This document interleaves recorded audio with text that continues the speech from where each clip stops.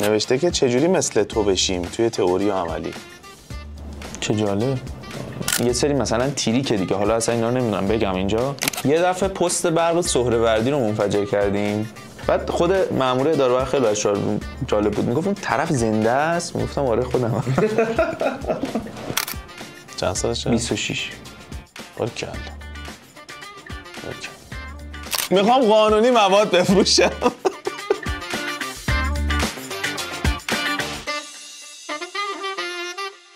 سلام. امروز یه برنامه داریم، یه مهمون خیلی ویژه قرار بود بیاد برامون. بعد ما رفتیم خونه مهمونمون مهمونی.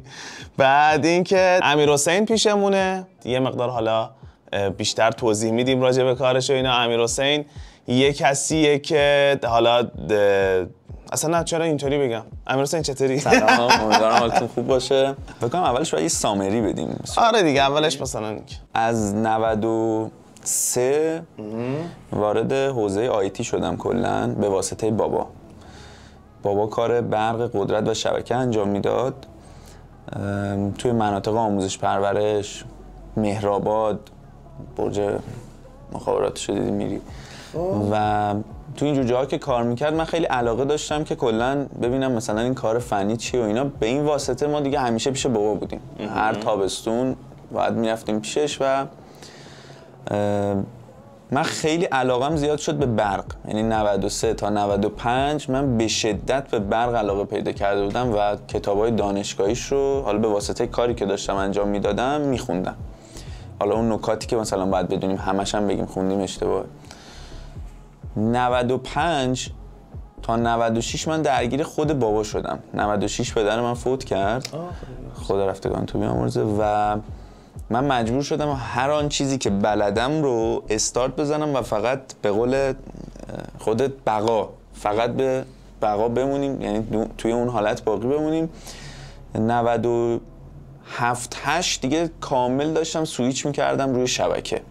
یعنی برق کار کرده بودم، الکترونیک کار کرده بودم، مخابرات کار کرده بودم، دیگه کامل داشتم میومدم سمت دیوایس های اختصاصی مثلا سیسکو و میکروتیک و پسیو انجام میدادیم. یه موضوعی هم که بودش این بود که من به واسطه این کارهایی که انجام داده بودم، یعنی توی این مسیری که افتاده بودم، خانه‌ها توی اون پروژه ها یه سری نظرات رو میدادم. مثلا رفته بودم پسیو کار کنم مثال، یا رفته بودم یه سوئیچ رو کانفیگ کنم، مثلا در تابلو برق طرف باز بود، گفتم اینجا رو این سوتی داده ها، مثلا این حرکت رو زده. این باعث یه تراستینگی میشد تو اون محیط پروژه من. بعد این انقدر زیاد شده بود که دیگه طرف مثلا اگه یه بیزینس دوم هم میخواست ران کنه، یه شعبه دوم هم میخواست بزنه، من شاید به عنوان نیروی شبکه یا اون کارشناس شبکه که میرفتم یه سری وظایف خیلی خاص و محدود، حالا همه اون کارشناسی ها که با من نبود، ولی راجع به همه چی از من نظر میخواست. و دیگه من خانه‌ها وارد یه سری بخشا شده بودم که میگفتم الان فلانی اینو ازم میپرسه برام بخونمش. برای همین دیتای خیلی زیادی نسبت به یه سری مسائل پیدا کرده بودم. 99 و 1400 کامل با این فضا خداحافظی کردم. گفتم تخصصی روی شبکه میمونم دیگه. تیم خودم رو داشتم، پشتیبانی انجام میدادیم، حضوری میرفتیم کار میکردیم و شروع کردم به اینکه یه سری نیروها رو تربیت کنم برای تیم خودم. هم آموزش بود، هم کار بود، هم پروژه ها بود. الانم که در خدمت شما. خیلی عالی، خیلی عالی. خب یه موضوعی هست بابت اینکه یه مقدار از این برای من بگو که بحث دوره و اینا از کجا شروع شد؟ چی شد که مثلا الان اصلا وارد فضای آموزشی شدی؟ خب کار فنی خب بنزه کافی هم میدونم که پول داره، هم انقدر وقتت رو میگیره که اصلا به دوره نمیشه. چی شد که وارد فاز آموزش شدی؟ من 1400 یه تیم شبکه جمع کرده بودم که شروع می‌کردن کار کردن و پروژه ریموت خیلی مثلا تو دست و بالمون بود. به واسطه پروژه‌های حضوری که می‌زدیم، مثلا می‌رفتیم یه جای پروژه حضوری رو می‌زدیم، بعد حالا اونجوری نیستش که مثلا طرف بگه یه آیتی من اینجا من ماهی 15 میلیون بهش حقوق بدم اینجا بمونه، یا مثلا 7 تومن تو از دور اینو ریموت بگیر. یه جایی رسید واقعا من دیدم که مثلا من دیگه تایمی ندارم که برم یه پروژه جدید بزنم بعد اونم بخوام بگیرم که حالا مثلا ریموتشو پشتیبانی بدم، سرویس بدم، یا اصلا تلفن زنگ میخوره آقا وایپ من قطعه بیا ببین چیه.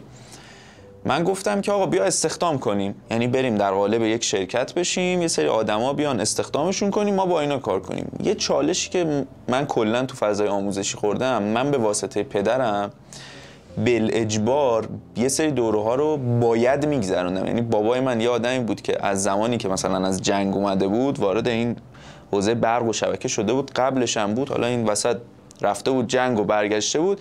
یه دیسیپلین و این نظم خیلی زیادی دیگه همه میدونن دیگه، آدمایی که این مدلیان پیدا کرده بود و من نمیتونستم بهش بگم نه. یعنی میگفت آقا برو این نتورک کلاس اینو ببین بیا. بعد مثلا من میرفتم سر کلاس میشستم گفتم خدایا این چی میگه، مثلا این مدل او اس آی که داری میگی این کجا کاربرد داره واقعا. این بعد باز زمانی خیلی زیادی برای من جا افتاد. یعنی بعد از این که مثلا نتورک پلاس 4 بار دوره شد با آدمای متفاوت و مدل‌های متفاوت، این مثلا برای من جا افتاد.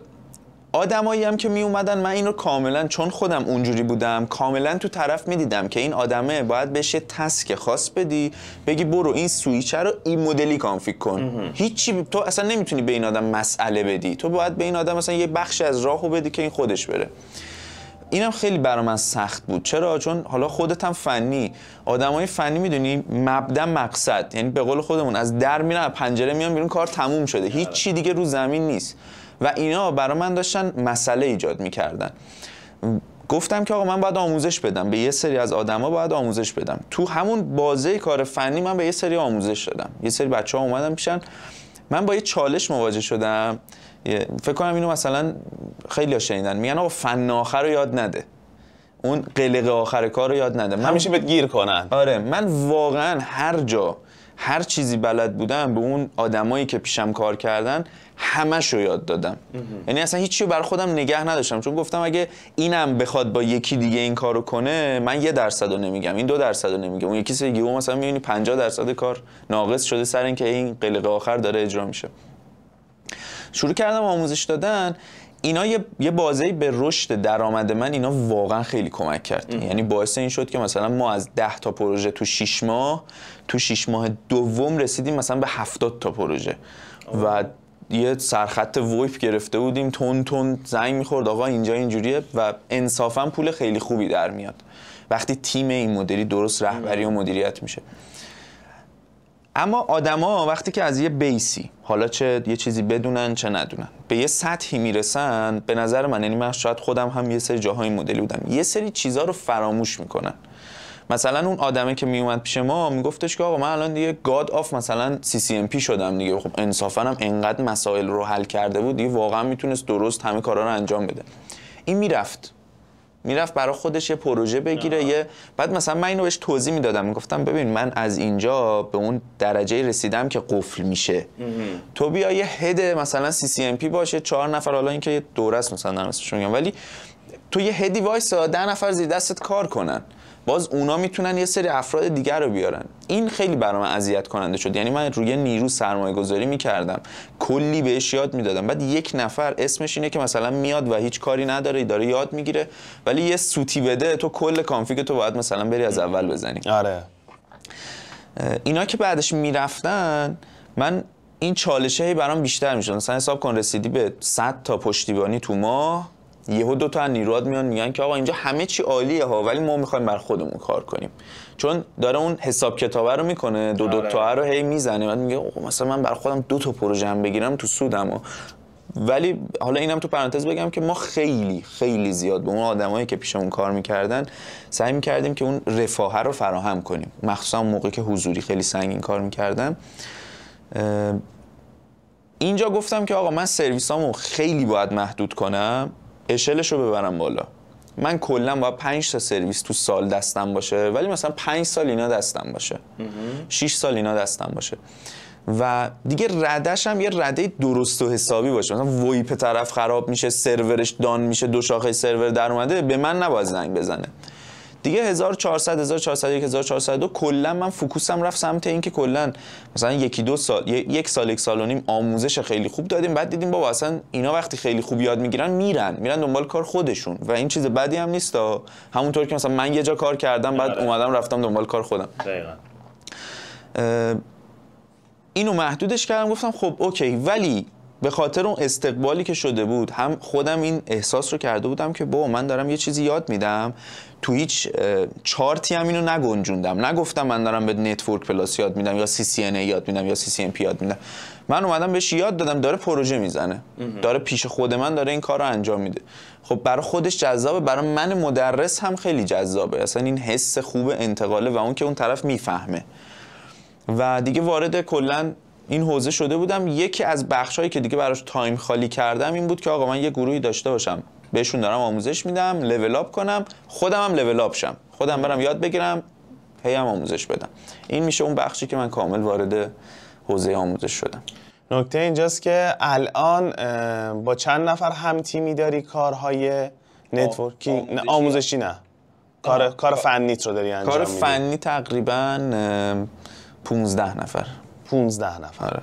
موضوع اینجاست که ما این کار فنی رو بخوایم بگیم که چیاست، میتونیم بگیم که پسیو و سویچینگ روتینگ از اکتیو، یا مثلا ببین ما مثلا میریم یه جایی رو یه نقشه بهش میدیم. مثال حالا این میتونه هر چیزی باشه، مثلا میتونه یه فروشگاه باشه. مثلا تو فروشگاه زنجیره کوروش ما داشتیم کار میکردیم، گفتیم ببین به جای اینکه دوربیناتو بری کوآکسیال مثلا کابل کشی، بیارش رو بستر آی پی، بیارش رو بستر شبکه، ما اینجا باید این سرویس ها رو میدیم، بعد تلفنت مثلا اینجوریه من رو گوشیت بهت میدم، یعنی یه چیزی رو طراحی میکنیم، بعد بر 0 تا 100 میبندیم. آره، بعد بر اساس اون طراحی میریم تو پروژه. حالا ممکنه اصلا این وسط مثلا من به خودت بگم که آقا من این نسر رو من اصلا کار من نیست، من نمیتونم تو 100 تا حوزه مثلا بیام وارد بشم. دقیقاً یکی از نکاتی که میخوام راجعش حرف بزنم آره. مهیار بیا اینجا این کار انجام بده، خدافظ، من اینو تو تلفن میبندم و خودم میرم، مثلا یه دونه آپلینک تنجی تو به من تحویل دادی، من میزنم تو سرور میاد بالا، خدافظ. ولی بیشتر کاری که انجام میدیم توی اون بخش پسیو الان بیشتر نظارت و کارشناسی، اگه عیب و ایرادی چیزی بخوایم این خیلی محدود، مگر اینکه پروژهش واقعا پروژه حساسی باشه. بخش اکتیوش سیسکو و میکروتیکا، اینا رو هم میدونی همون طبق همون صحبتی که کردم محدود، یعنی اون پروژه واقعا باید یه پروژه باشه که بعد از یه مدتی به این درجه میرسه هر کسی کار کنه. مثلا بگه آقا به صرفه برام دارم میرم میام، وگرنه من بشینم هیچ هزینه‌ای نکنم تو سودم، دست به هیچ چی نزنم و اینجوری. خیلی هم خوب، خیلی هم خوب. خب دارم به این فکر میکنم که بذار یک مروری بر سوالات داشته باشم. اینو اول برات بگم، ما پرسیدیم که من یه استوری گذاشتم، کوشن باکس گذاشتم. آره خودت هم جواب دادم. آره تقریبا کمتر از 300 نفر سوال پرسیدن، تقریبا 250 نفر راجع به پیاده سازی انواع VPN سوال پرسیده بودن. بعد من گفتم باور کنید ما هم قطع میشیم، به خدا ما هم قطع میشیم. آره بعد مثلا سوالاتی بود که مثلا تش بزدم اینجوری من 3 تا سرور میخوام با هم تانل کنم، بعد اینطوری، بعد مثلا اینجوری هم میخواد بگی که تو نفهمی. آره بعد مثلا میگم که خب ببین نمیشه دیگه، بگو VPN دیگه. آره بعد یه تعداد خیلی زیادی من پرسیده بودم که خیلی جالب بود، این جواب خیلی پرتکرار بود، که مثلا گفته بودم که یه کسی که تو کار شبکه است، یا گفته بودم مهندس شبکه است، هم چیزی، بعد همه پرسیده بودن که شبکه چند.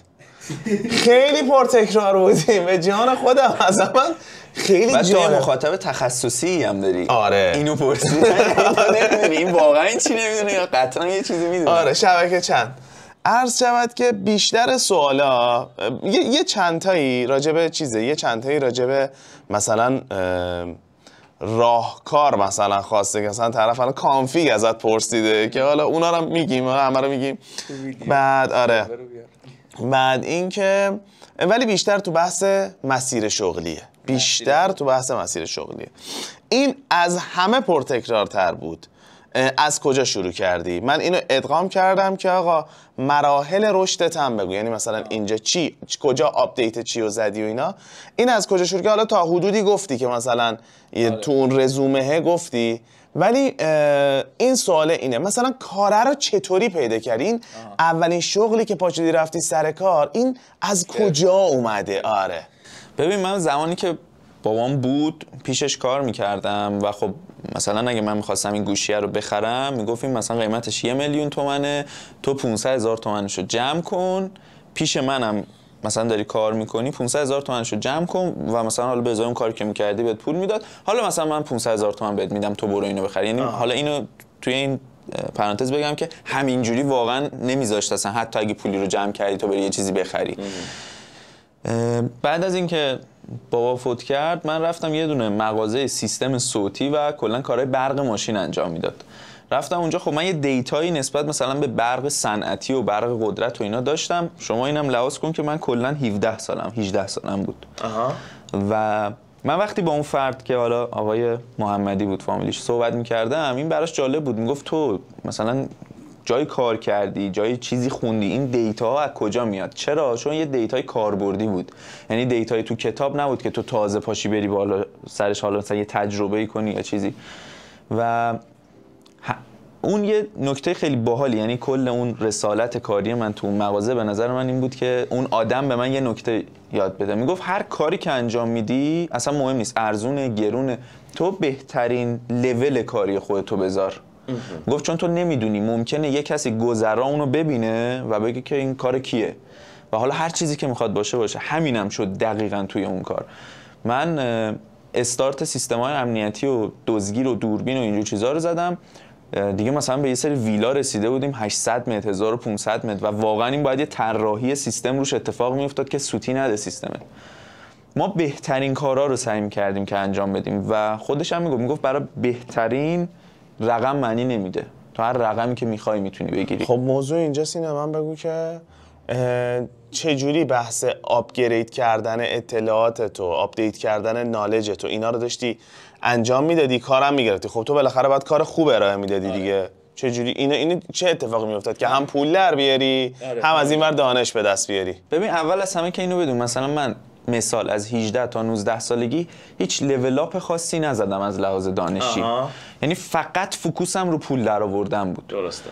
و سعی می‌کردم که ابزارامو کامل کنم، یعنی هر چیزی که در می آوردم اصلا به لباس و فلان هیچی، فقط میگفتم آقا ابزارا کامل بشه که ما میریم سر پروژه لنگ نباشیم. یعنی 1 سال واقعا عدد زیادیه برای این کار. 1 سال بعدی من خانه‌ها به واسطه پروژه ها با یه سری از افراد توی بازار بر خورده بودم. درسته. یعنی طرف میگفتش که بریم فلان دوربینه رو بیاریم این قابلیت رو داره، بریم این دستگاه رو بیاریم این قابلیت رو داره. من حالا این جالبه بدونید، من رندوم یه سری روزا توی مثلا هر 3 ماه یه بار، هر 4 ماه یه بار راه میافتادم تو بازار، میچرخیدم ببینم چی هست. یعنی میگفتم این چیزی که من دارم ثابت از یه آدم میخرم شاید یه لول اپی داده، یه آپگریدی شده، یه محصول دیگه است، من اصلا هیچ شناختی نسبت به اون ندارم و همینم میشد. یه سری مثلا دزدگیر اومده بود که بی سیم یه سری کارا میتونست انجام بده، یه سری ماژولای بی سیم داشت، حالا جمع شد الان خیلی کمه تو بازار، ولی با اونا آشنا شدیم، بعد اونا رو مثلا می آوردیم تو کار اون. یعنی من اگه بخوام یه نکته کلیدی بگم، میگم اون تحقیق و اون توسعه‌ای که تو میخوای تو کارت بدی میشه کلید اون لول اپ کردن تو کارت. درسته. این بازه که تموم شد، خب من مثلا فرض کن از قبل برق و بلد بودم، شبکه رو به واسطه کار کردن حالا پیش بابا بلد بودم، ولی میدونی هیچ چیز منسجمی رو کامل که مثلا بگم من اینم، من کارشناس مثلا کلودم، من وایف بلدم، من همه کارا رو داشتم انجام میدادم. از یه چیزی خیلی بدم میومد، همیشه بابای من میگفتش که آقا شما برای خودتون آچار فرانسه باشید، تو کار اگه میخوای آچار فرانسه باشی برای خودت باش، یه جا کارت گیر میکنه ابزارش باشه، ولی اینکه تو بری و یه آدم بگه این آچار فرانسه سازمان منه، این فایداره میزنه دستن، این فاجعه است، رشد نمی‌کنی اصلا. من اون موقع فکر کردم که خب پس من چون برقو خیلی دوست دارم برم تو کار برق. یه سری تابلو برق خیلی خفنم مثلا برای PLC ها، اتوماسیون، اصلا واقعا مثلا میرفتم تهش رو تاچ میکردم، میگفتم این به درد من میخوره یا نمیخوره. یکی از نکاتی که باعث شد واقعا من خوب لول اپ کنم این بود که من توی لحظه یا توی یه مسیر کوتاه اون رشته رو رها نمیکردم. میگفتم آقا بذار ببینیم تهش چیه. مثلا من یه پروژه کارخونه صنعتی زدم، گفتم تهش چی نیست برای من تو این رشته. ببین نمیگم رشته بده ها، من توی اون رشته یعنی چیز نیستم، مثلا باهاش حالم خوب نیست. اومدم سراغ شبکه، یعنی آروم آروم، حالا شما فرض کن ما داریم پول در میاریم، داریم تیمه رو جمع میکنیم، تیمه حالا بچهای برقن، بچهای الکترونیک قاطیش شده، بچهای مثلا مخابرات قاطیش شده. این وسط وقتی شما میری یه پروژه رو انجام میدی، ببینید یه قانونه، پروژه میاره. اصلا این 100% درسته، 110% درسته، مخصوصا وقتی تمیز انجامش میدی. من بارها شده بود مثلا سودم تو پروژه 10% بود، 8% بود. بعد مثلا میبستم اول کار میگفتم این 25% 30% سود داره، ایول خوبه بزنیمش. اینقدر من حساسیت به کار می‌بردم آقا کاپشوی فلان بزنیم، وایر فلان مثلا بندازیم روش، این سوده هی میومد پایین، چون تو نمیتونستی یه فاکتور داری دوباره بری عوضش کنی که. ولی اون پروژه یه پروژه دیگه می آورد. من یه تجربه‌ای کرده بودم، گفتم من اینجا فکر کردم 30% سود دارم، شده 10%. خب من اینجا رقم‌ها رو میبرم بالا، دفعه بعد سود من واقعا میشد 30%، میشد 50%. تا وارد حوزه شبکه شدم، یعنی دیگه یه سری پروژه اومده بود، من برقش رو انجام داده بودم، بعد پیشنهاد میدادم، ریکامند میدادم شبکه هم مثلا ما این کارا رو میکنیم و این خیلی پلکانی. مثلا اولش واقعا ما رفتیم داخل یه سوله، گفت من میخوام اینجا وای فای داشته باشم، کاور 100% بده. بعد نفر قبلی اومده بود 3 تا وای فای گذاشته بود با اسم‌های متفاوت، یه قابلیتی هست به نام رومینگ، شما اینو فعال کنی همه اینا اسمش یکیه، گوشی اتوماتیک وصل میشه. من رفتم مثلا این میکروتیک گذاشتم 4 تا بالا گذاشتم، این قابلیتش هم تیکش هم زدیم و فعال کردیم، همه رو گذاشتیم. مثلا طرف گفت چه باحال. من یهو ما اونجا فهمیدیم طرف گفت من یه دندان پزشکی دارم، یه ساختمون دارم اقدسیه، اونم کارش انجام میدی، کار دوربین داره، سرور داره. ما هی لول اپ کردیم، یعنی اومدیم تو کار دیدیم که آقا مثلا پسیو اول باید بلد باشی، پسیو خوب. بعد خب حالا مثلا میکروتیک دارن کار میکنن، بریم میکروتیک یاد بگیریم. و من یه چیزی که یعنی به نظرم همه آیتی منا اینو دارن کم و زیاده، از گرفتن پروژه نمیترسم. هر چیزی رو ندونم میگم میری تو دلش میگم کار در میاره.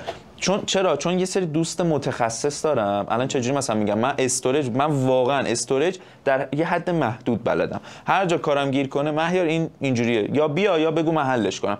هیچ وقتم نمیرم اونو هی لول اپ کنم، هی برم دنبال اون استوریج، چون کار من نیست. آره میرم میگیرمش. بعد مثلا کم پیش اومده، واقعا شاید 1 بار شده که ما رفتیم تو پروژه گیر کردیم، یعنی با پروژه از اون چیزی که فکر می‌کردیم خیلی سخت‌تره، ولی این 1 بار مثلا تو 500 تا پروژه یه دونه بوده. اونم ما سود خودمون رو کامل حذف کردیم، همونجا دادیم به یک نفر دیگه، مثلا اومده یه پولی گرفته پروژه رو درآورده، جمع کرد. یعنی باز ببین ما کردیتمون نرفته زیر سوال. این نترسیدن از پروژه گرفتن خیلی به نظر میتونه کمک کنه تو لول اپ کردن. و اینم که من خیلی صادقم با هر کسی که میخوام کار کنم کاملا، یعنی میگم مثلا میپرسه تو چقدر سود میکنی، میگم من 100 میلیون. میگم نمیشه 90 میلیون سود کنی، نه میگم من این کار میخوام انجام بدم 100 میلیون سود میکنم. اگه فلانی به تو این فاکتور رو داده گفته 50 میلیون داره سود میکنه، به خاطر اینه که روی این مثلا هارده 2 تومن از من بالاتره و به تو گفته این اصلیه، این مال منم اصلیه، مال اونم اصلیه، هر کدوم دوست داری. و اون چیزی که به نظر من اعتبار به اون شخص، سازمان حالا یا شرکت میده، یکیش صداقت کاره. اگه یه کاری رو ما واقعا نمیتونستیم انجام بدیم، گفتیم آقا این اصلا در لول ما نیست، اون آدم پروژه رو تا به اونجا خورد نکرده، برای ما اومده خورد کرده، گفته این کار شما میتونی انجام بدی، این کار شما انجام بده. و یه نکته دیگه اینه که هیچ وقت نباید یه آیتی من، یه شبکه کار، یه ادمین شبکه، یه ادمین سیستم فکر کنه بلده. اینو ما الان یه پسره رو داریم توی حوزه آموزشیمون مستر، اسمش یاسینه، این 15 سالشه. عالیه. و داره یه پروژه بین ایران و ترکیه میزنه، یه پروژه کلودی داره میزنه. و من اینجوری هم که تو چجوری پروژه رو گرفتی؟ ببین اصلا من رو دانش این هیچ حرفی نمیزنم، میگم این 100 اوکیه، تو چجوری پروژه رو گرفتی؟ مثلا با خودش حرف میزنم، میگه خودتون همیشه میگید ارتباطات دیگه، ارتباطات هم مثلا ما رفتیم. و ببین این آدم یه کاری میکنه که شاید مثلا یه شرکتی که 40 سال درگیر گرفتن این تیپ پروژه های گیره توشا. فکر کن یعنی یه پسر 15 ساله داره یه جوری پروژه رو میگیره که یه شرکت 40 ساله مثلا با اعتبار اون مدلی داره میگه من چجوری باید این پروژه رو بگیرم، بعد این آدم میاد میره میگیره. این که هیچ وقت یعنی این مدلی فکر نکنیم خیلی تاثیر میذاره رومون، یعنی همش در حال اون جستجوه، در حال اون یادگیریه باشیم. و اینم که یه شاخه رو باید انتخاب کنیم دیگه. تو تخصص شما بهترین گرایش برای کسب درآمد چیه؟ ببین کسب درآمد سریع یا کسب درآمد مثلا میدونیم طرف 2 ماه وقت بذاره یه درآمدی رو به دست بیاره، یا نه میخواد مثلا یه هفته یه چیزی یاد بگیره. یه چیز آخه مگه مثلا میشه یه هفته چیزی یاد گرفت؟ ببین نه، اگه میشه بگو من انجام بدم. نه میدونی منظورم چیه؟ ببین مثلا الان میکروتیک که یاد بگیره، مثلا MTCNA REWE یاد بگیره، این یادگیری این دوره شاید کلا یه ماه زمان ببره. بعد میتونه بره سرویس های میکروتیک ها رو هم مثلا پشتیبانی بده. حالا اولش یه ذره قطعا لنگ میزنه ها، آره دیگه چون تجربه مهمه دیگه. ولی میدونی این که درک کنه سرویس رو اول خیلی مهمه. این چالشی که من با اون آدما داشتم این بود که باید بهش میگفتم این تونل رو بین اینجا و اینجا با این IP ها بزن. اگه بهش میگفتم تونل بزن نگاه میکرد. ولی مثلا یه موقع یکی میگه که آقا یه گرایشی رو به من اعلام کن که من خوب پول درارم، حالا تایمش مهم نیست برام. من اون موقع مثلا میگم برو سک سیسکو بخون، برو مثلا روتو سویچ سیسکو بخون، کلاب سیسکو رو برو تا CCM پیش بخون. و به نظر خودم روتو سویچ و سک واقعا درآمدهای عجیب غریبی داره.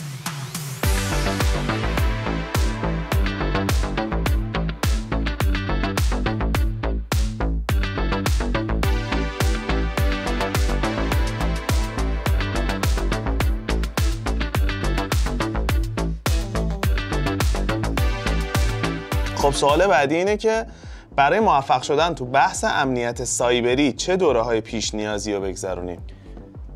ببین اول یه دونه بیس بگم، به نظرم همه باید گذرونده باشن. خب همه باید پسیو، نتورک پلاس، MTCNA، CCNA به نظر من گذرونده باشن. یعنی اگه یکی میخواد تو حوزه شبکه کار کنه باید یه درکی نسبت به اینا داشته باشه ولو کم. خب حالا یکی میخواد بره امنیت، مثلا بره سک پلاس رو بخونه، CH رو بخونه و همون مسیر رو ادامه بده. خب این 2 ساله داره میخونه که کی؟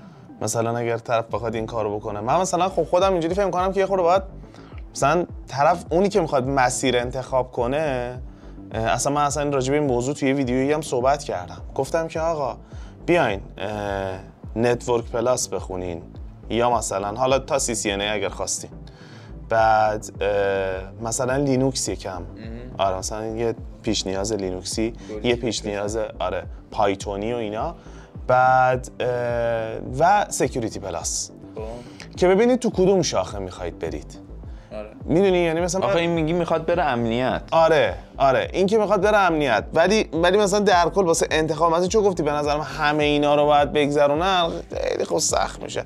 حتی خب داریم راجع به بچه فنی هم صحبت. آخه میدونی چالش چیه؟ مثلا طرف میاد پسیو، من فکر کنم به کانفیگ سویچ علاقه دارم، میگم خب برو کانفیگ کن دیگه. فکر کنم دیگه باید بری تست کنی دیگه. من نمیتونم به چیز بگم که مثلا اومده داره کانفیگ میگه حاجی من عشق اینو دارم برم بالا دکل، میگم خب پاشو برو وایرلس کار کن بری بالا دکل. مثلا چالشی که ازش اینه که مثلا من میگم اینا رو همه رو برید ببینید واقعا کدوم بخشش براتون جذابه. واقعا بعضیا تو همون ابتدای راه پسیو زده میشن، میگن آقا اصلا شبکه اون چیزی که ما فکر میکنیم نیست. خیلی سخته ماست پسیو. آره پسیو واقعا حوصله میخواد، ولی جالبش میاد چه واقعا درآمدهای خوبی هم دارن اونایی که درست. بابا پسیو واقعا کار یدی محسوب میشه. اصلا کار سخته. آره واقعا کار سختیه. حالا بشین، حالا نمیدونم فیبر بکش، فیوژن کن. ما توی پروژه رفته بودیم 11 طبقه بود و پسیو کارهای متفاوت رفته بودن تست گرفته بودن، چالش کار در نمیومد. تست فلوکی که میگرفتن رو کابلا خیلی یهو از یه نودی به یه نود دیگه خیلی یهو افت داشت. خب بعد اینو رد کرده بودن توی اون ریزالتی که داده بودن، اینو خلاصه ردش کرده بودن آقا اوکی، این توی کار خودش رو نشون داده بود. ببین من یه داکت 90 درجه این مدلی بود کنار دیوار، کنج دیوار، داکت پهنی بود. من درشو باز کردم دیدم یه دونه کابل و طرف اینجوری چرخونده گذاشته اون گوشه، همین یه 2 دور اینو داده، یه دایرهش کرده 2 بار فشارش داده، قشنگ 90 کرده کابل گذاشته اون گوشه. هم کابل شبکه بود هم کابل فیبر. این باعث شده بود که اون اتصالاتی که بچه‌ها دارن میدن چالش بخوره و هی قطعی وصلی اومده بود و دیگه این زمانی هم معلوم شده بود که داشتن روی های باند، اون ته باند کار میکردن کامل. ببین مثلا یه همچین چیزی تو پسیو شاید مثلا برای یه کسی که پسیو کاره بعد 2 سال یک بار اتفاق بیفته، ولی یک بار بابت همین تشخیص 50 میلیون پول بگیره. ما رفتیم گفتیم آقا ما اینو درستش میکنیم بدون اینکه کابلا رو بخوایم عوض کنیم، 40 میلیون تومان پول گرفتیم. ولی واقعا کار سخته، یعنی شما باید اونو انجام داده باشی به این نتیجه برسی که اینجا ممکنه چیز باشه. یعنی خیلی ربطی به اون سواده این وسط نیستش، در داخل پسیو درگیری بین این سواد تجربه نیست، جداگانه است کاملا. ولی تو بخش اکتیو نه، یعنی شما یادش میگیری اونو اجرا میکنی. حالا توانایی اون حل مسئله به نظرم خیلی مهمه. اوکی. خب چه سوال جالبی پرسیده، با اینکه من معرفی نکرده بودم کیه. نوشته که چجوری مثل تو بشیم توی تئوری و عملی. چه جالب، نگفتی اصلا. منم که کیه.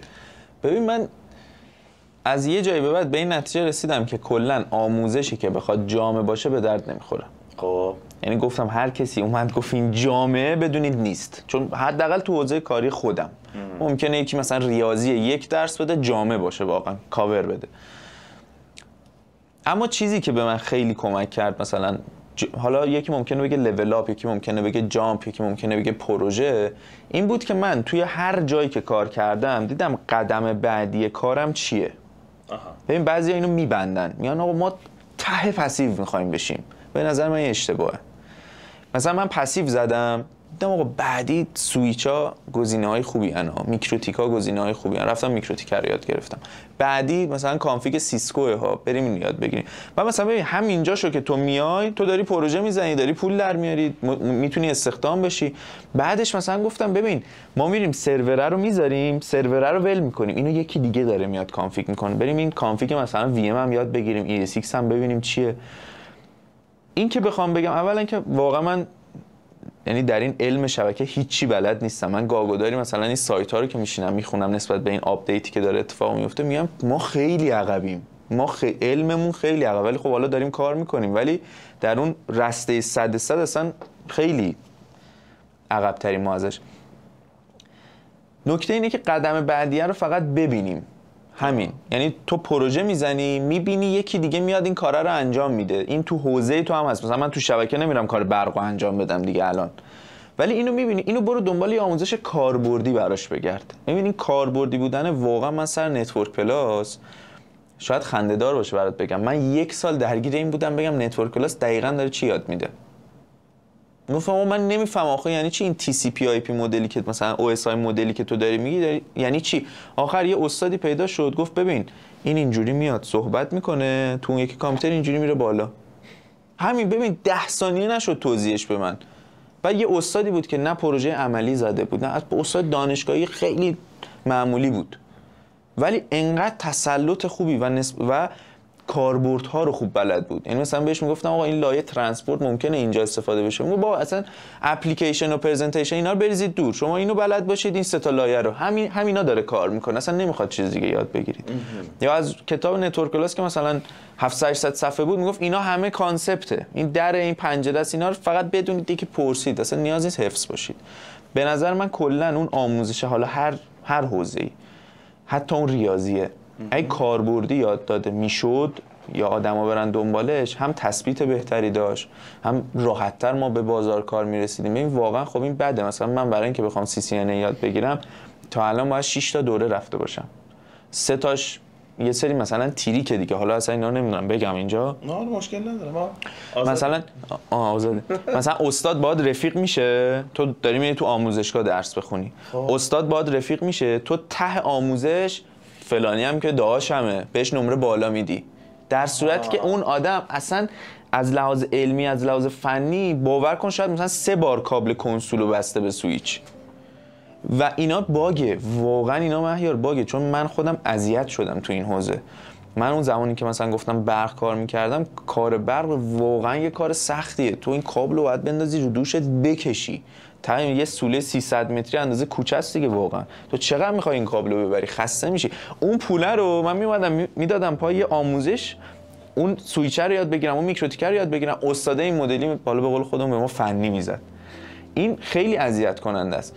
من بعد از همه اینا به این نتیجه رسیدم آقا اصلا یه آموزشی من برم ببینم 1 ساعت باشه، خب ولی کاربردی باشه. این آدم بیاد بگه اگه خواستی ترافیک تو فیلتر کنی اینو بزن، همین. هی نیاد به من بگه فایروال اینه کتابو باز کنه برای من ترنسلیتش کنه. اونو گوگل هم داره انجام میده دیگه.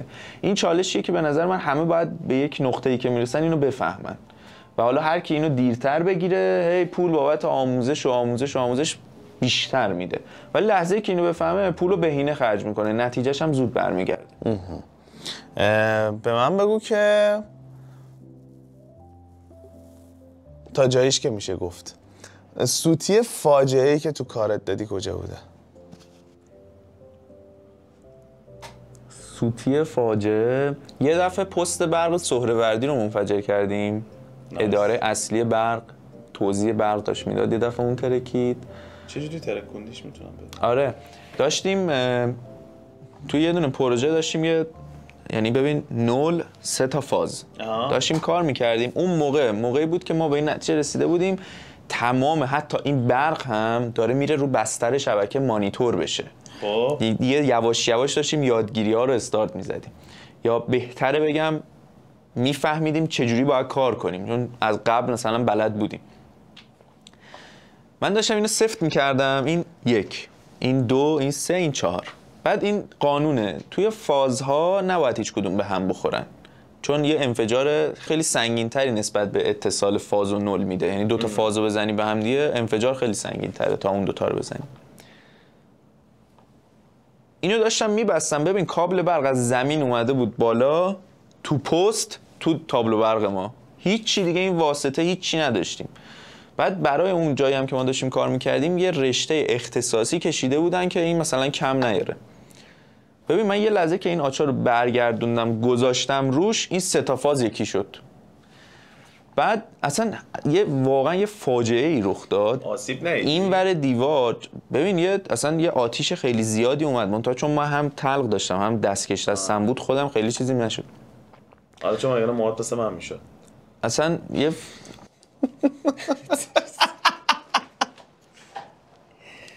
از اداره برق اومدن گفتن که شما اینجا یه اتصالی زدی اونجا پریده. گفت اصلا صحبت بین راه و اینا نیست، کابل که آب شده هیچی، توی زمین سوتی داده بودیم. گفت چی شده و اینا. بعد خب حالا حساب کن اینقدر پول دادن کابل کشیدن دوباره باید زمین رو بکنن و اینا دیگه. ما بهش اصل داستان رو گفتیم دیگه. گفت بعد خود مأمور اداره برق خیلی جالب بود، میگفت اون طرف زنده است. میگفتم آره خودم. یکی این بود، یکی هم یه آپلین کشیدیم برای یه جا از مخابرات، یه آپلین که 20 گیگ گرفتن. بعد برای انتقال تصاویر و سرورها و اینجور چیزا خیلی دیتای عجیبی داشتن، ترانسفر دیتای خیلی بالایی داشتن. تو کار استریم بود اون شرکت. بعد ما هی میگشتیم این کابل فیبر رو من جا زده بودم، به یک بچه‌ها گفته بودم آقا اینو چکش کن. بعد مخابرات هی به ما میگفت آقا وصله، ما میگفتیم نه. بچهای میکروتیک اومده بودن مثلا تست کنن سوئیچا رو، بعد اونها هم میگفتن آقا مخابراتمون قطعه. حالا این وسط ما مسئول این بودیم که این پچ پنلا رو درست سر جاشون چک کنیم.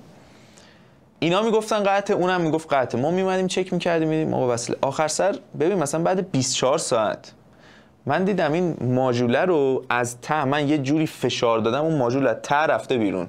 بعد بین این 2 تا ماژول اینقدر فاصله است. بعد اصلا لحاظ فنی نباید تو اون بمونه. ببین من خود یعنی اون پچی که اونجا اتفاق افتاده اون رفته عقب. گرفتی شد؟ آره. بعد این سیما هم که همه دیگه فاتحش خونده شده بود دیگه، پچ هرچی شده بود خونده شده بود. من به هیچ کی نگفتم این سوتی رو من دادم. یعنی ببین 24 ساعت فکر کنم مثلا نزدیک 30 تا آدم درگیر بودن که چه اتفاقی افتاده و همه چی قطع، سرویس SLH داره به هم میریزه. من گفتم که آقا این یه سوتی بود که مخابرات داده بود و اینا، سریع پچ رو عوض کردم و اینو زدم تو اون. ببین تا زدم پینگا اومد بالا، یعنی اینقدر همه چی راستوریس بود تا زدم سرویس اومد بالا. ولی خب این واقعا یکی از گافایی بود که من گفتم خوب شد کسی ندید. الان فکر کنم همه خدا رو شاید کسی نفهمید. عرض شود که راجع به بحث رزومه نویسی، ارائه تو مصاحبه، مثلا بذار اینطوری برات بگم. من یه ذهنیتی دارم نسبت افرادی که این تایپ سوالا رو پرسیدن. اینا مثلا بچه‌هایی هستن که 22 سالشونه، 23 سالشونه، 20 سالشونه، بعد مثلا حالا دانشگاه رفتن، کارشناسیه رو گرفتن، بعد آره میخوام برن یه جایی برای کار، مثلا نتورک پلاس هم خوندن، مثلا چه میدونم مثلا آره حالا مثلا ویندوز سرور مثلا فیلان هم خوندن، اینا مثلا رفتن مثلا MCITP رفتن 4 تا دوره اونطوری گذروندن، نمیدونم اینا دوباره روی اژور رد شدن، از این کارا کردن. حالا میخوام برن یه جا شروع کنن کار کردن. چند تا گیر وجود داره روی این مسئله. آره یکیش هم میگن کار نیست مخصوصا توی شهرهای کوچیک. اول بیا راجع به این بحث صحبت کنیم که نه توی این که رزومه چطوری ارائه بدن، طرف چطوری متقاعد میتونه بکنه اون کارفرما رو بابت این موضوع. بعدش هم راجع به کار پیدا کردن های این سبکی در شهرهای کوچیک. ببین من خودم هر موقع خواستم کار بگیرم اول از دیدگاه اون آدم نگاه کردم. خب من مثلا سابقه کار مثال ندارم، مدرک درست حسابی هم مثلا فرض کن ندارم و یکی من معرفی کرده میخوام برم کار انجام بدم، چه مدل باید صحبت کنم که اون آدم کار به من بده. من به یک جمله ثابت رسیدم در همه صحبتایی که داشتم میکردم. گفتم اگه من نتونستم کار شما رو درست انجام بدم پول رو به شما کامل برمیگردونم. خودمم موظف میشم یکی رو پیدا کنم کار شما رو درست انجام بدم. من رو گارانتی کار میکنم. رو گارانتی کار میکردم. بعد ببین من همیشه یعنی اولین کاری هم که زدم من اینو رعایت کردم. همیشه رو کاری که انجام میدادم یه گیفتی میدادم. طرف میگفتش که من مثلا یه پروژه سوله انجام دادم 118 تا دوربین داشت، سوله بغلیش 24 تا دوربین داشت. ببین به من گفتش این 118 تا رو بزن، خیلی قیمت رفته بالا، بزن حالا بعد ما مثلا ماه دیگه ببین رو 118 تا ما چه فاکتوری داده بودیم 24 تا رو نمیخواست بزن. بودجه دوربینه امسالمون تمام شد، سال آینده بودجه دادن. آره بعد 24 تا رو مثلا ماه دیگه اگه شد مثلا ما میبندیم. ببین این ناظره که رفته بود مثلا 3-4 روز بعدش میخواست بیاد، من با بچه‌ها بستم که آقا اون 24 تا رو هم بزنید، این یه گیفتی باشه از سمت ما به مجموعه. و مثلا واقعا همون کاری که رو 118 تا انجام دادیم و رو اون 24 تا هم انجام دادیم، همونا رو هم زدیم. خب همینو بیا تبدیلش کن به بحث مصاحبه و کارمندی. حالا من الان میخوام برم کارمند یه شرکتی بشم، یه خورده اطلاعات دارم ولی خب دیدی که تو ایران هم چطوری آگهی میزنن. اصلا یعنی تو همه چی بلد باشی که CCIE نه، حالا مثلا طرف هلپ دسک مثلا شاتله. بعد مثلا اصلا ببین حالا یه چیزم بگم، خیلی از این دوره‌ها به کار نمیاد. یعنی شما الان برو CCIE هم بگیر، هیچ تفاوتی تو درآمدت نمیفته، چون ما یه گذرگاه ارتباطی نیستیم. میدونیم ما فیبر نوری مثلا 1 پتابایتی نیومده در نمون، اونو حالا داریم یه سفره یه پهن دوره هم داریم میخوریم. گاهی هم نهنگا کف دریا میرن میجوان، کوسا میخورن فیبرا. کابلاش هم عجیب غریب نمیدونم چرا میخورن. دندونی کوسه است دیگه، فیبر نوری. آره میخورن دندوناشون، ما هم قطع میشیم اینجا. بعد اینکه اینکه حالا من کارمند حالا با توجه من کم سن جوون، با توجه به اون شرایطی که دارم میبینم برم اونجا مذاکره بکنم با اون فرد، من چطور میتونم این گارانتی که داری میگی و در کار کارمندی ارائه بدم.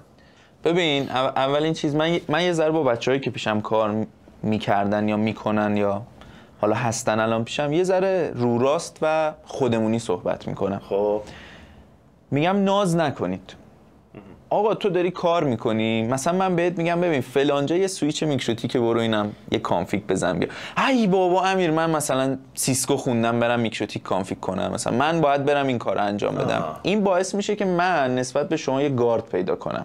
بابا این اصلا کار انجام نمیده درست. ولی حالا یکی دیگه هست هیچی هم بلد نیست مهیارا، ولی میاد میگه آقا جای دیگه کار دیگه نیست، مثلا من این کارا رو برم یاد بگیرم انجام بدم. ببین میخوام بگم بحث این که اون آدم درک کنه شرایطو، یکی این ناز نکنیم واقعا، دو این گارانتی رو به طرف بده که تو قرار نیست مجموعه‌شو داغون کنی. تو اگه این کارا رو تونستی تو 1 ماه انجام بدی، ببین اولین راحت ترین کاری که میتونی انجام بدی بگی آقا تو به من پول نده. اون مجموعه وقتی داره به یه هلپ دسک 10 تومن حقوق میده، یعنی کار هلپ دسکش اشل کاری هلپ دسک معلومه، درسته، خیلی بالا نیست. آره. تو بیا بگو آقا به من 1 ماه پول نده اصلا، اگر من خراب کردم من میرم.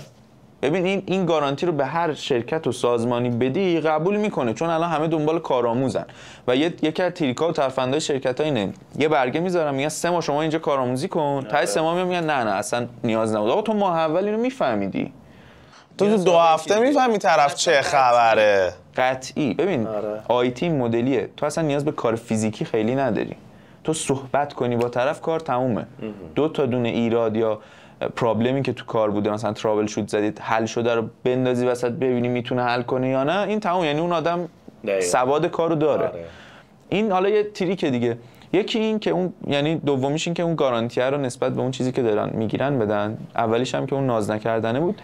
سومیش ما دوست داریم بریم دانشگاه یه مدرک بگیریم بریم بنز بخریم. ببین این نمیشه. دانشگاه دانش یادمون میده، بنز خریدنه با عقل، با سواده.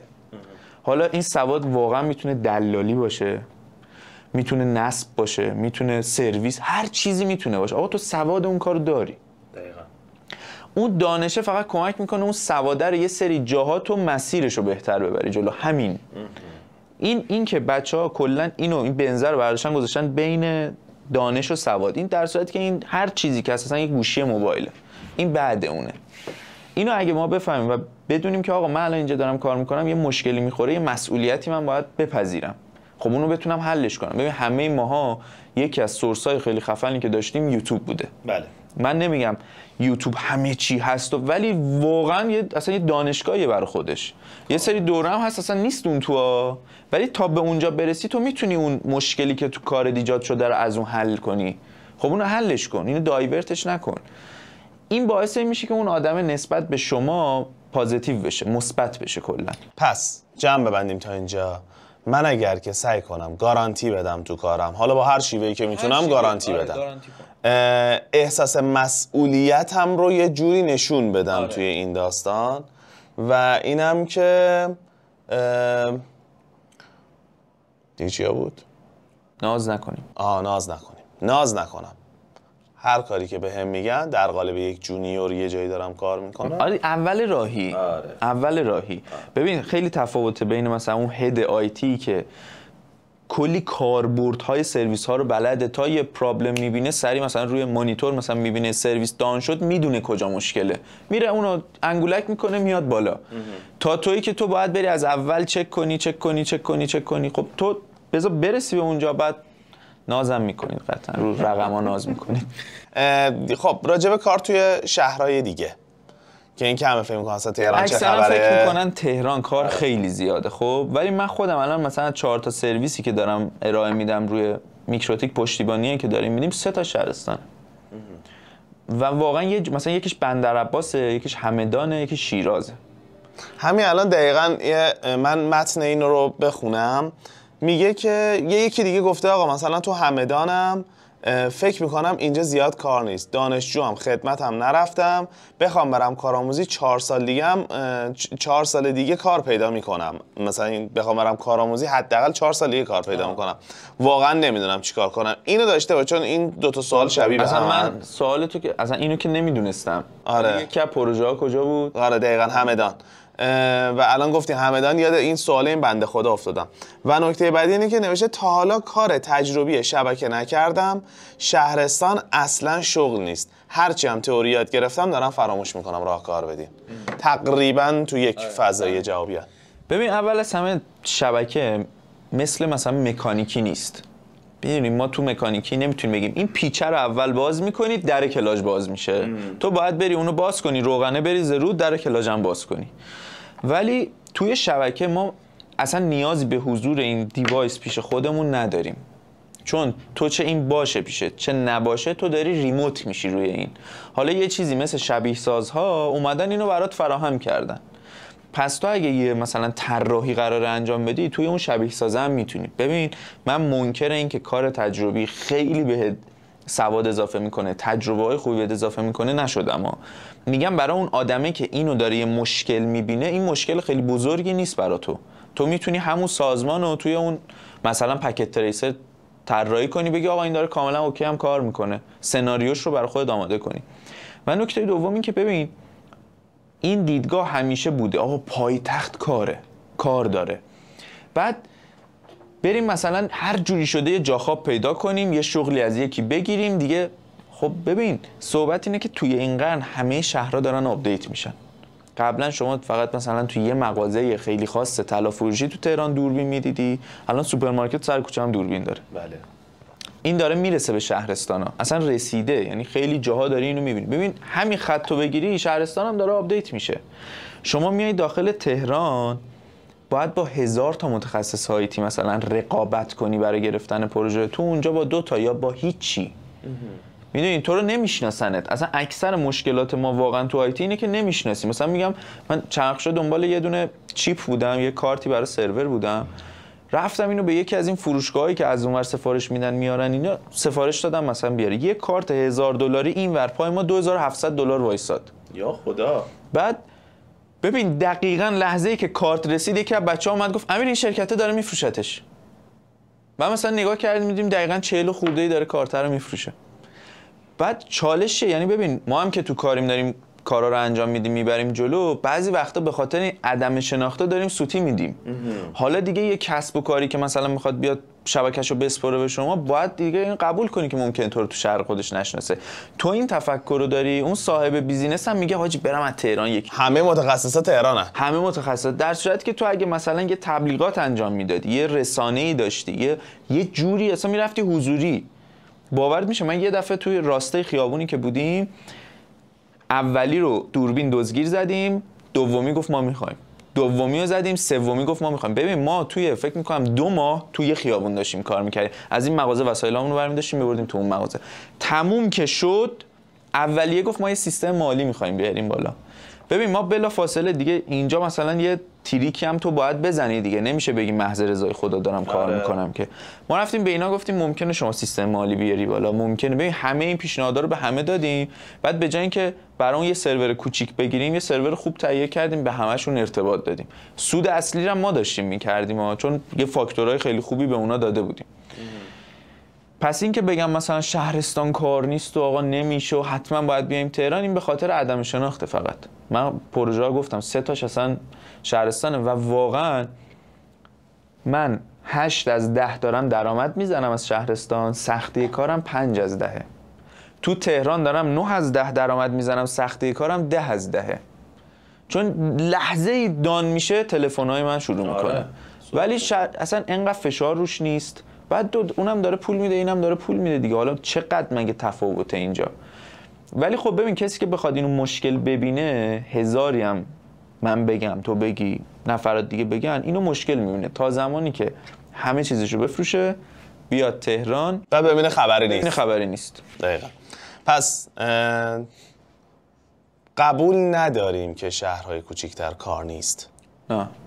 مثلا همیشه خودم مثلا خب خیلی پیش میاد مثلا بچه‌ها مثلا میپرسن آقا اینطوریه، من مثلا حالا مثلا همدانم شهر کوچیک نیست مثلا ببین الان یکی از دوستای من یه سانتافه خریده، تو یکی از واقعا خودش میگه هر کی گفت من کجا کار میکنم بگی دهاتای شیراز داره، تو یکی همون دور شیراز. این میگه من کلا موی رگی ریختم دور شیراز، داره دوربین فقط میزنه. من باورت میشه این آدم سانتافه رو از کار دوربین خریده. اول فقط نصب بوده، الان داره وارد میکنه، الان داره یه کارخونه گرفته داره اسمبل میکنه قطعات رو. و این پلکانیه دیگه همه اینا. آره دیگه. بعد چند سالشه؟ 26. باریکلا. و این که فقط باید یه جوری این باوره رو باید عوض کنه. آره اینو باید قبولش کنی دیگه.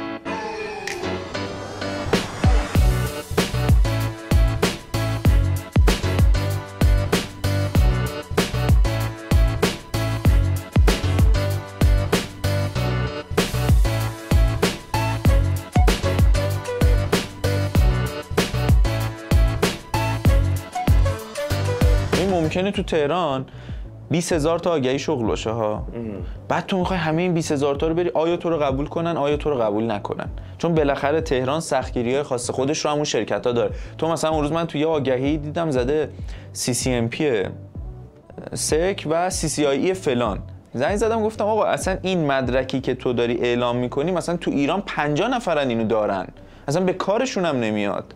ما کجا مثلا پل ارتباطیم که اینو داشته باشیم؟ MCSE فلان کجا کاربرد داره که تو اینو مثلا میخوای؟ نه به ما گفتن اینا رو بلد باشه بهتره. عالیه. نه کلا این باور اشتباهیه و من امیدوارم که جا بیفته واقعا. آره کتاب ترجمه شده CCNA میخوام هست؟ آره. انتشارات خاصی رو میشناسی؟ یه دونه دارم بهت لینکیناشو میدم یا اسمشو میدم بزن پایین ویدیو. ولی به نظرم حتما اصلی‌ها رو بخونن. اصلی‌ها رو آره ببین اکثرا فکر میکنن چون انگلیسی سخته، در صورتی که انگلیسی این کتابای آموزشی روونه. مثل داستانه واقعا. یعنی خود سیسکو اومده گفته این باب این فلانیه اینجوری میخوایم کار کنیم. بعد تقریبا 30 نفر راجع به درآمدت پرسیدن. بعد اینکه حالا یه اشاراتی کرد دیگه از همون اشاراتی که کرد روی این قرارداد انقدر خوش خودتو ضرب و تقسیم میکنن، چون ما ایرانی‌ها خوراکمونه، پا میشیم میریم مطب دکتر چه شامه میشینه. خب نه تو 5 نفر اومدن 3 نفر رفتن ویزیت فلان، اینقدر با داروخونه یه دیل میکنه میگیره. شما درآمد نداشته باشی من یه جا وای میستی، درآمد داری که وایسادی، درآمد داری که ابزار خریدی، پس درآمد داره که من دارم میگم آقا درست بیاید تو مسیر. ولی صحبت اینه که مثلا کسی اون انبر 6 میلیونی رو نمیبینه، همه یه ضرب و تقسیم میکنن. خب آقا مثلا این 500 میلیون در آورد تو 3 ماه و دیگه داداش این تامینه. کسی نمیبینه مثلا تو یه سوتی بدید یه سرور خراب بشه باید 500 میلیون رو بدی بره. آره دیگه این عالیه. مهندس برقم میخوام فارم قانونی بگیرم. داداش فارم قانونی شرکی ما بگیریم. میخوام مواد بفروشم به صورت قانونی. میخوام قانونی مواد بفروشم. بعد خودم میخوام کار شبکه‌شو انجام بدم. آها کلید واژه سرچم چی باشه؟ من بگم انواع حبس اینو سرچ کنی خوبه. آره شما راجع به مجازات های جرایم رایانه ایران. آره واقعا فارم قانونی تو خیلی دوست داشتم. اگه این ویدیو رو دیدی دایرکت بزن، من کارت دارم. بعد اینکه جنوب غرب تهران مدرس شبکه میشناسی؟ جنوب غرب تهران مدرس میخواد. فهم کنم اصلا چی؟ جنوب غرب تهران مدرس شبکه لازم داریم. نه آموزشگاه فکر کنم. آموزشگاهه. آره. بعد ببینم مثلا میخواد اگه آموزشگاه باشه که داستانش فرق داره، ولی ممکنه مثلا یه شرکتی باشه، یه گروهی باشه میخواد به یه سری از کارمندا یا حالا افرادش آموزش بده. اینجوری. خب بچه‌ها به این دوست عزیزی که اینو پرسیدی به پیجش دایرکت بزن جواب میده. آره. باید برنامه نویسی بلد باشی؟ نه. این دیدگاه اشتباهه. یا اکثرا فکر میکنن زبان و برنامه‌نویسی و ریاضیات قوی میخواد، در صورتی که مثلا من خودم تو استارت همه اینا صفر بوده. بعد مثلا زبان رو احساس کردم باید بخونم، زبان لازمه. خوندم. بعد ریاضیات نه، مگر اینکه ببین تو مثلا پاشی بری تو طراحی الگوریتم مثلا آیتیسیک. آره دیگه به قول شعبان علی تو بخوای مرزهای علم رو جابجا بکنی واسه اونجا لازمه. آره. و نکته بعدی اینه که میخوام مهاجرت کنم چی بخونم چه مدارکی بگیرم. این عالیه. چه سوالی آخه. ببین برای مهاجرت اول از همه بدونید که مهاجرت برای اون افراد سواد شما خیلی مهمه، چون میری وارد کار عملی میشی. درست. گفتم یه گریزی میزنن یه صحبتی میکنن، اونجا شما سوتی بدی تمومه. پس اینو باید دقت کنید که کاری که نکردید رو نگید انجام دادم. مثل ایران جواب نمیده. ببین اینجا یه رزومه بعضی وقتا واقعا من اینا رو دوست دارم استوری کنم، مثلا خودم نیم ساعت دارم به این میخندم. طرف یه رزومه‌ای زده برا من میگم حاجی این الان مثلا باید مدرس دانشگاه مثلا آکسفورد یه جایی باید این کار بکنه الان این قطعا با این ییل الان باید شما. بعد مثلا بهش زنگ میزنم یه سوال خیلی ساده میگم مثلا آی پیسه که ما از اینجا به اینجا این مشکل هست، اعلام به مشکل رو تو سوالم اعلام میکنم که ببینم اون تو اون روند باید ببینم این به اینا ربطی نداره ها. ببین همینجا من پرونده رو میبندم میگم این آدم اصلا به این رزومه برای من مهم نیست، این داره دروغ تحویل من میده و این تو سازمان من ممکنه با چالش من مواجه کنه. هر کاری که انجام دادی، چون ببین انقدر شرکت‌های اروپایی آمریکایی هر چی شما می‌خوای مهاجرت کنی، همین دبی مثلا می‌خوای بری، انقدر شرکت هست که با حتی اون سواد کم شما رو بخواد، برای همین اصلا توش دروغ نبرید. همون مسیری که ابتدا گفتم، درک درست نتورک پلاس، CCNA، MTCNA. شما وقتی میری تو سازمان ها میکروتیک کارایش کمتر میشه. اکثرا دارن رو سویچ های سیسکو، رو روترهای سیسکو کار میکنن. ببین نه اینکه نیستا هست ولی کمتره. بعد شما مثلا ممکنه، من یکی از تریکایی که برای مهاجرت من یه زمانی میخواستم برم زدم این بود که اصلا کسی نپرسیدم چی بخونم. یه دور که اول به نظرم خیلی خوبه آدم بره ببینه. مثلا اگه میخوای بری کلا دبی، برو یه هفته اونجا زندگی کن، ببین اصلا میتونی مچ بشی. یه بنده خدایی میخواست بره دبی، بعد یکی بهش پیشنهاد داد برو کیش، کیش یه هفته زندگی کن، بعد ببین سر 3 روز بعد گفت حاجی خیلی گرمه. گفت تو میخوای یه عمر بری دبی زندگی کنی؟ این یه داستان. دو اینکه من خودم مثلا میگم آقا برو شرکت ها رو ببین، ممکنه اون رزومه رو اون اصلا بگه چی میخوام، تو برو اونو یاد بگیر. من خودم از اینجا مثلا سایت ایندد رو چک میکردم، بعد میدیدم مثلا زده وی سی پی میخوام، سی سی ام پی فلان میخوام، گرایش فلان مثلا توی ای اس ایکس آی میخوام، مثلا بکاپ ها رو میخوام این مدلی بگیره. بعد ایمیل میزدم میگفتم من اینا رو بلدم، اینم دارم یاد میگیرم. من یه دونه پروژه گرفتم تو ترکیه همین مدلی. طرف گفت اگه مثلا فقط این یه دونه رو نمیدونی ایراد نداره. پروژه هم سریع تموم شد، یعنی در حد 3 ماه دستم بود، ولی مثلا 3 ماه $540 برای من میزدن. بعد از طرفی برای اونا هم سوده، چون اونا به یه آدم مثلا آمریکایی که پول نمیدن، به یه آدم مثلا خارجی که پول نمیدن، تا مثلا میفهمن شما ایرانی هستی رقم کارو میارن پایین، از طرفی تو هم بلدی کار اونا رو زمین نمیذاری. بر همین میگم دروغ نگید، یعنی توی اون حوزه‌ای بره که قطعی بلده. این مسیر رو به نظرم بره، بعد دیگه آگهی‌ها رو چک کنه. مثلا ممکنه باید فایروال یاد بگیره. فایروال الان یه چیزیه که واقعا اکثر سازمان‌ها چالش دارن. اون کسی که شبکه رو راه اندازی کرده همونیه که داره فایروال رو کانفیگ میکنه. دقیقاً.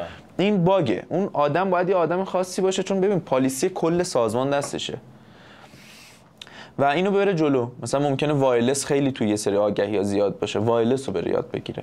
یعنی یه چیز ساده نیست، ولی کلا مدارک سیسکو کردیتی که به اون رزومه میدن خیلی زیاده. بعد خودمونیم دیگه 10 تا سی سی ان پر نکن اون تو. سی سی ان ای فلان، سی سی ان پی فلان، آره. الان هر کی از اینا مثلا میپرسه میگم آقا من یه روتو سویچ دیدم، یه ذرم امنیتشو بلدم دیگه، من حالا فلان ولی روتو سویچر رو قورت دادم، توی اون هر چی بهم بگی من اوکی ام. بعد اینم که پرسیدم. خب چجوری از کارمندش اینم من بگو که چرا مهاجرت و پروژه‌ش رو ادامه ندادی خودتو قبل اینکه سوالو بپرسم؟ ببین اول از همه که خب من دیدم مثلا خب پدرم فوت کرده و اینکه اونور باشم و اتفاقی بیفته نرسم بیام یا نشه بیام خیلی من اذیتم می‌کرد. دو اینکه من از هر کسی که تخصص داشت، متخصص حوزه بود میپرسیدم، میگفت ببین تو وقتی در رأس قرار میگیری داری کار میکنی خیلی تفاوتی نمیکنه کجایی. اینکه حالا مثلا آلمان باشی یه رفاه کلی رو مثلا تو بیشتر داری، آمریکا باشی ممکنه از اونم بیشتر رفاه داشته باشی، ولی مثلا آمریکا پول بنزین بیشتر میدی، آلمان پول بیمه بیشتر میدی، ایران پول مثلا یک چیز خیلی پایینه، پول جفتش خیلی بالاه. ببین منکر اون رفاه نمیشم. مهیار مثلا من ممکنه این صحبت کنم مثلا بگن که آقا تو حتما دوست داری بمونی فلان، نه من واقعا دوست دارم مثلا با درآمد الانم اگه آلمان باشم میتونم بنز آخرین مدل سوار بشم، اصلا فکر نمیکنم به اینکه ماشینم چی باشه، آخریه رو میگیرم میام بیرون. الان اینجا باید برنامه بریزم و یهو هم 2 برابر میشه، آقا عقب موندیم. ولی واقعا باید ببینی چیو میدی چیو میگیری. اگه تارگت اینه که رفاه 100 مثلا بهترین امکان، ما الان خودمون تو ایران مشکل اینترنت داریم. من دوست دارم من اصلا عاشق اینم اسپید تست میزنم اونجا 10,000 15 تو دیتا سنتر اسپید تست میزنیم مثلا پورت 10 گیگ همینه داستان. دوست دارم این تو خونم باشه ولی نمیتونم. ببین اینو تو میگیری، باید زبان بلد باشی، مثلا باید کارهای مهاجرت تو انجام بدی، باید پول خرج کنی، اگه میصرفه بده، اگه موقعیتش هست برو ببین خوبه یا بده. این یه چیزی نیستش که همه بگم. مثلا من دوست برنامه‌نویس داشتم رفته هلند، برگشته اومده گفته آقا اصلا من نمیتونم کار کنم، همینجا دارم مثلا 2/3 اونجا درآمد میزنم ولی دارم شاهانه زندگی میکنم. از اون ورم دوست برنامه‌نویس داشتم رفته آلمان، گفته آلمان عالیه. خیلی انگار تصمیم گیری شخصیه، یعنی ما مثل ازدواج فکر میکنیم الان به مهاجرت. واقعا اصلا به نظرم اینه ماشین نگاش میکنن، اینو بخریم یا آره مثلا نه مثلا استاندارد الان اینه که خب اوکی تو مثلا چرا نمیری؟ چرا نرفتی؟ مثلا واسه چی موندی؟ خب کی میخوای یعنی مثلا کلا مثلا میگم دیگه این ازدواج بهش نگاه میکنن که خب بالاخره که تو باید بری از ایران. حالا مثلا تو چرا نرفتی؟ آره. و اینکه خب اینم که ازت پرسیدم، بهترین دوره‌های رایگان یوتیوب یا جاهای دیگه برای یادگیری شبکه؟ رایگان. دوره‌های رایگان خود دور رایگان نداری؟ چرا؟ من این دور رایگان داشتم بعد یه مدت برداشتمش. ولی ببین نمیتونم بگم بهترین ها. مثلا یه آقایی هست به نام نتورک چاک اگه اشتباه نکنم. آره من ایمیل و اینا مثلا گاگو دارید واقعا سوالام ازش میپرسم. خیلی خفنه، خیلی آدم پریه و دیتا سنتر کار میکرده قبلا. پوزیشنش اصلا کاملا آن نونه، یعنی نمیدونی اونجا چی کار میکرده ولی میشه فهمید که واقعا لایه‌های زیری بوده. آره. اگه بخوام بگم فارسی برید چی رو ببینید اصلا نمیتونم واقعا، یعنی چون خودم هر چی دیدم از یه جایی به بعد کامل انگلیسی بوده. آخه اصلا مگه داریم ما اگه سورس فارسی هم داشته باشیم مثلا طرف از یه دوره‌ای که آموزش داده مثلا چند تا تیکه گذاشته بقیه رو مثلا میگه خب بیاید وبسایت بخرید. ولی تو یوتیوب هندیا واقعا قوقا کردن. اصلا دوره‌ای واقعا کامل جامع جمع کردن. یه سایتی هم هست حالا رایگان نیست، یودمی. این سایت رایگان نیستش ولی دوره‌های کاربردی خوبی داره در کل. ولی به نظر من اون مسئله‌ای که گیر میکنن اولین جا همون یوتیوبه. سرچ کنید، حالا اگه فارسی میزنید اون نه این دوستمون من فکر می‌کنم سوالش این بود که مثلا چه میدونم مثلا CCNA رو بره تو یوتیوب یاد بگیره که من میدونم نتورک چاک داره یه پلیلیست CCNA آموزش CCNA داره. بعد اینکه آره اون خیلی آدم خفنیه. اگرم اعصابتون میکشه که مثلا چیز ببینید با لهجه هندی ویدیو ببینید آره من سکته میکنم. آره سکته میکنم واقعا به خود خیلی بدتر. چی میگی؟ بعد برای پیدا کردن شغل تو این رشته مدرک دانشگاهی مهمه؟ نه قطعاً. جامعه تر بگو. تاثیرگذار نمیتونیم بگیم نیست ولی تو کجا داری میسنجیش؟ تو یه موقع داری خودت پروژه میگیری، مثلا این پسری گفتم 26 سالشه داره سانتافه گرفته مثلا دیپلمه. ولی یه موقع مثلا تو میخوای بری مثلا دانشکده فلان تدریس کنی. آقا شما چی کارید؟ باید دکترا داشته باشی بیای تدریس کنی. بعد اینم دقیقاً مثل اون مهاجرته، یعنی شما تصمیم میگیری بدون مدرک این مسیر رو بری، شما تصمیم میگیری با مدرک این مسیر رو بری. خیلی بخشا هم اشتراک دارن ها. ولی خب این که بگم خب الان تو مدرک نداری برو فوکوستو بذار مدرک رو بگیری حتما بعد بیای تو کار، میگم نمیشه. اصلا این کار درستی نیست. تو پولتو درار، اگه دوست داری مدرک بگیری برو اونم بخون، به جای 4 سال 6 سال طولش بده، ولی اونم میتونی. ولی من تو اکثر پروژه ها اصلا شاید 1-2 تا پروژه اونم دولتی بوده. اون کسی که مثلا اومده آقا پروژه رو بگیره مدرکش چیه؟ و حالا جالبه مثلا بدونی یکی از بچهای اونجا دیپلم بود، گفتش که آقا من CCNP از فلان آکادمی مثلا دارم اینجوریه، استعلامش از اون آکادمیه که آلمان رفته بود گرفتن دیدن درسته. یه بحثی راجع به بحث فریلنسری و کارمندیه. استخدام بخوان بشن ولی شاید گیر کنه. استخدام کارمندی آخه من بازم فکر میکنم نه. من چیزایی که دیدم نبوده، یعنی مثلا مدرک نداشته داره الان کار میکنه ولی میگم شاید 1%. حالا مدرک دانشگاهی یعنی مثلا تو خودت بگو مثلا کسی که مثلا اون تایمی که قرار بوده یه آدم لیسانس پاشه بره لیسانس بگیره رو رفته 4 تا سرتیفیکیت گرفته آورده براش گذاشته. خب خودت کدوم استخدام میکنی تا مثلا لیسانس کامپیوتر؟ من کلا اصلا میگم اونی که سرتیفیکیت گرفته یا اونی که اصلا نداره ولی مسلطه قطعا اون استخدامش میکنه. و موضوع اینجاست که راجع بحث فریلنسری و کارمندی ببین ما مثلا 2 تا حالت مختلف داریم. الان منی که الان روبروی تو نشستم کارمندم، تو فریلنسری. بعد میخوام بدونم حالا الان سوال این بود که آقا چجوری از کارمند به فریلنسر تبدیل بشین. ولی موضوع اینجاست که میخوام بدونم که اصلا چرا فریلنسری، یا مثلا چون یه سری منافعی هم تو کارمندی هست. آره اصلا. و اینکه حالا چرا فریلنسری و جواب این سوالم بده که چجوری طرف از کارمندی بیاد تو ببین کارمندی که خب یه سری اعتبارات داره. مثلا کلا شما مثلا میخوای بری یه چیزی بخری آقا چک کارمندی بیار، یا کارمند کجایی اونجا یه تاییدیه مالی میزنه به تو هر چی میخوای میدن. این مثاله.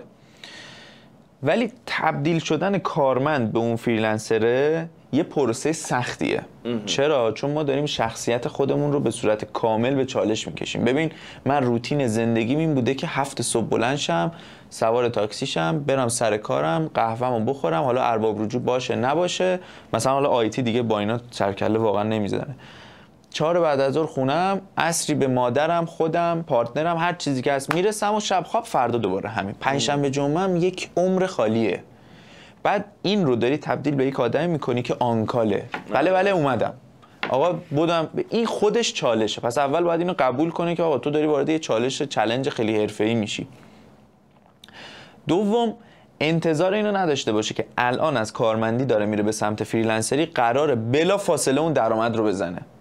یعنی اون آدمی که به این نتیجه میرسه باید بره فریلنسر بشه، به نظر من یه 3 ماه تو اون کارمندیه بمونه، سیو کنه، بگه آقا من تارگتم اینه که ماه اول 1/2 درآمد کارمندیمو بزنم. 50 میلیون میگیرم، 25 میلیون، 20 میلیون میگیرم، 10 میلیون. اینو ببینم میتونم بزنم، یه ماه تست کنه.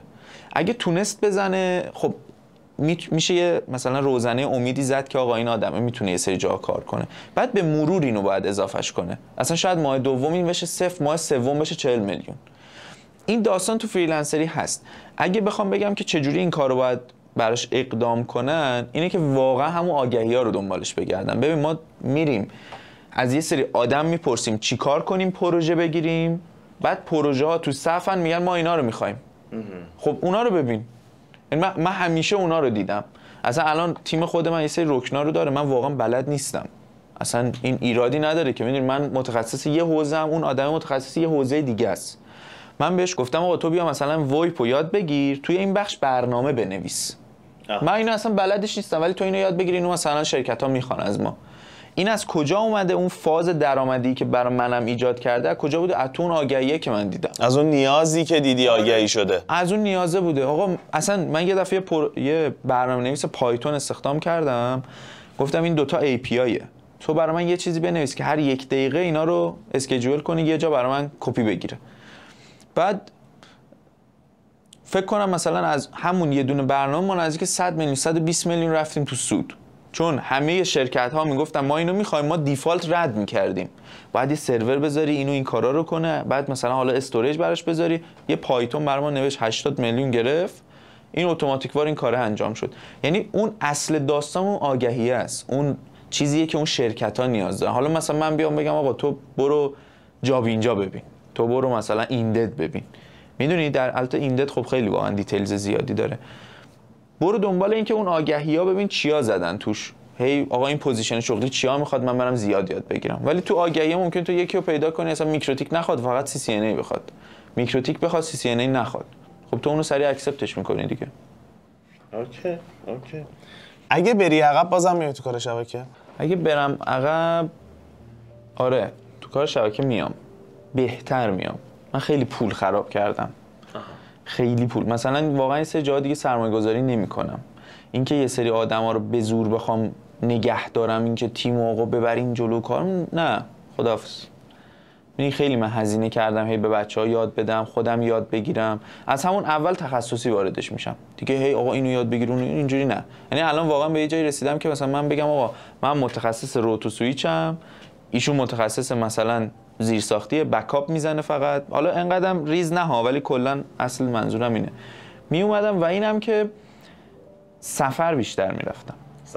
سفر بیشتر. این سفر کردن باعث این میشه که دید بهتری به دنیا پیدا میکنه آدم. ولی میدونی مثلا یه جایی مثالا تو میتونستی به جای اینکه 100 میلیون داغون کنی 50 میلیون داغون کنی. تو این مثلا آقا اینو تمامون تو زندگیمون تو کارمون یه جایی لمس کردیم دیگه. من به اون اشتباهات خیلی دست نمیزدم. چرا؟ چون این آگاهیه رو دوستش دارم. درسته. این آگاهیه رو دوستش دارم. ولی به جای اینکه مثلا بلند پروازی 100 پله‌ای کنم 50 پله‌ای می‌کردم. 20 پله‌ای می‌کردم. مثلا من یه جایی می‌خواستم تیم شبکه بین‌المللی بزنم، بریم دبی شرکت بزنیم فلان کنیم. بعد خیلی هم مثلا همه چی رو سیو کرده بودم برای اینکه برم مثلا اونجا این کارا رو انجام بدم. یا آقای من دید گفت آقا تو اینجا 100 تا پروژه ببین میتونی بزنی که حالا 10 تا میخوای اونور بزنی. بعد اصلا این کلا مسیر منو عوض کرد. گفتم راست میگه آقا ببینیم، یعنی ببین چقدر من فشار آوردم رو خودم که میخوام برم اونور، یه جمله منو کامل عوضم کرد. خب اینو مثلا کاش یه ذره زودتر اون پولا درست خرج میشد، به جای اینکه اصلا هیچ چی نخریم یا بد بخریم میرفتیم چیز خیلی خوب میخریدیم. یعنی منظورم اینه، وگرنه به اون اشتباهات اصلا دستی نمیزدم، چون نسخه الانمو من خیلی دوست دارم. من یه زمانی دوست داشتم تو تیمای رهایی گروگان کار کنم. اصلا ببین اینو به هر کی میگم و اینجوری نگاه میکنه میگه امیر شبکه مثلا اون مثلا چه ربطی این دوتا. بعد بهش میگم ببین همه اینا از زدن یه گوشی اتفاق افتاد. گوشی منو همینجا زدن، من تصمیم گرفتی من گفتم من باید اصلا ببین معیار یه جوری پیگیریش کرده بودم کار رو، رزمی برو، بدنسازی برو مثلا بدو شبا. من روزی 2 بار میرفتم باشگاه، یه بازه از زندگیم. صبح میرفتم عصرم، صبح میرفتم بدنسازی، عصر میرفتم رزمی.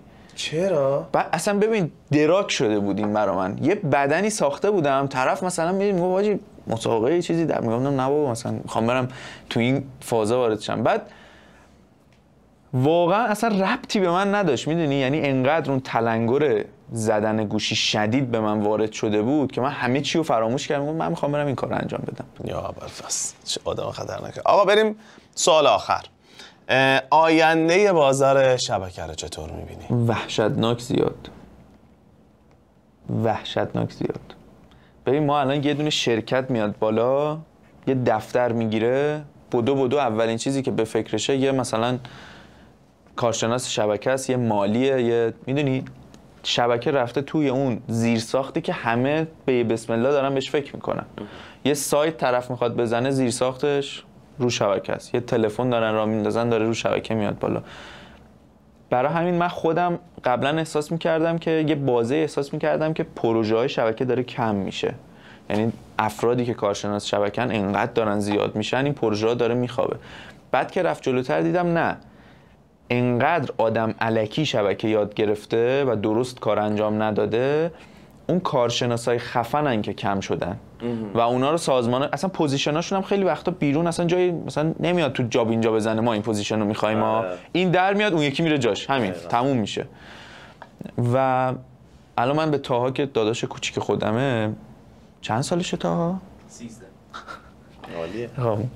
به تاها مثلا میگم اگه واقعا نمیدونی میخوای چیکار کنی، برو شبکه بخون، چون این قطعی به توی درآمدی رو تو سن مثلا 20 سالگی 25 سالگی قطعی میده تاها. ولی باقی چیزا رو من نمیدونم. ولی اگه حالا میدونی میخوای چیکار کنی برو جلو، اگه نمیدونی قطعی بیا برو تو همین حوزه. پیشنهادی، مسئله‌ای، چیزی هست که بخوای اضافه بکنی؟ اصلا مهم نیستش که ما داریم کجا کار میکنیم، بهترین کار خودمون رو ارائه بدیم. ما باید رو خودمون سرمایه بذاریم تا پول به دست بیاریم. اشتباهی که اکثرا میکنیم اینه که از خودمون پول به دست میاریم، فکر میکنیم برای پول بیشتر باید روی اون پوله بریم جلو، در صورتی که کلید خودمونیم. و 3 همواره در حال یادگیری باشیم. از پروژه زدنم نترسید. همین این 4 تا رو به نظرم هر کی تو هر کاری، مثلا حالا شبکه نه، برق میخواد باشه، مخابرات میخواد باشه، یا اسمبل سخت افزار میخواد باشه، اگه اینا رو بره جلو فکر نمی‌کنم پروژه نداشته، پول نداشته باشه. خیلی روک. موافقم. این برنامه رو ما ادامه خواهیم داد، حالا با توجه به بازخوردهایی که میاد دوباره من آره قسمت رو ولت نمی‌کنم.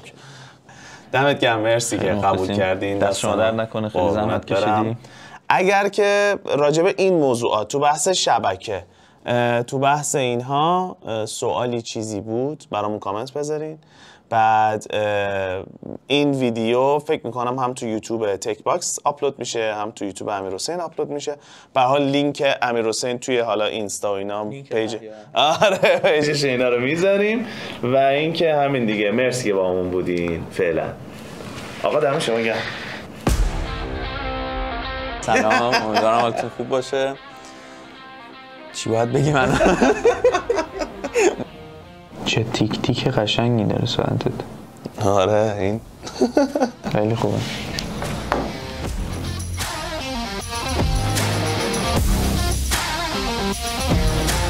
چون یه انفجار خیلی چرا من انقدر سوتی میدم؟ چطور بود؟ عالی واقعا؟ آره